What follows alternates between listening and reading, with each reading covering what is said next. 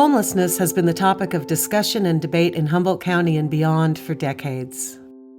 Government agencies, nonprofit agencies, churches, citizens, and elected officials are among those who've tried a variety of approaches to get people off the streets and into housing. The Humboldt Housing and Homeless Coalition was formed in 2005 to take a look at the issue and what can be done about it. Those who work with the homeless population say there are a variety of reasons people end up without a house. I have come to realize that the people that we serve are women that are coming from domestic violence shelters, families that are referred from child welfare services that maybe want to reunite with their foster kids. We serve working moms and dads. We serve grandparents with kids. Arcata House provides a bedroom, shared living space, and support. Clients work on budgets, create a savings account, and get help with the paperwork that it takes to find affordable housing. Across the bay in Eureka, the Redwood Community Action Agency also works with homeless families and individuals. I think the challenges the participants face are as varied as the participants themselves. They can range from personal issues and mental health issues that are concerns, family violence issues, substance abuse issues. There are a number of different situations that youth might find themselves in where our programs would be beneficial. Through the Raven House, workers meet with youth and do street outreach to let teens and young adults know what services are available. Some come from generations of poverty and homelessness. There are many reasons why a youth would become homeless. Some leave home because of violence or abuse, drug abuse, other kinds of abuse, sexual abuse, physical violence.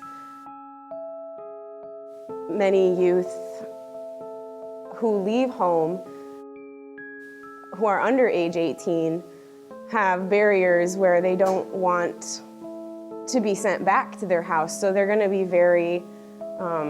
there's going to be a wall between them and the person providing services. So we try to approach youth on the street in a way that makes them feel safe and confidential. So all of our services are confidential. Hi, welcome to the MAC. Come on in. The Multiple Assistance Center opened in 2005. A job loss, accident, or having to take care of a sick child are just a few of the reasons a family may end up at the MAC. We see majority of the folks are younger, single-headed household moms who have multiple barriers. There may be an addictions issue in the past. It may be current.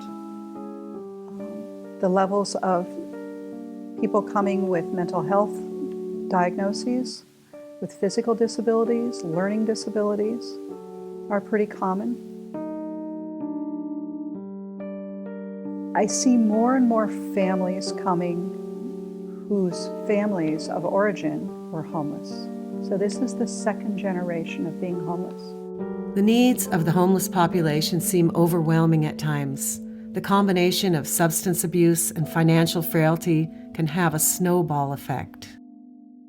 Since I've worked with homeless families, I have come to understand the devastation that happens when a family goes homeless. A good way to say it is that families are kind of emotionally, physically, and spiritually bankrupt. So if you don't have a savings account, if you don't have a spiritual practice or a way to kind of reintegrate back into the community, or if you're emotionally frail, perhaps have a mental health challenge, all of those issues have to be dealt with, I think, before you can be reintegrated and kind of back into the community.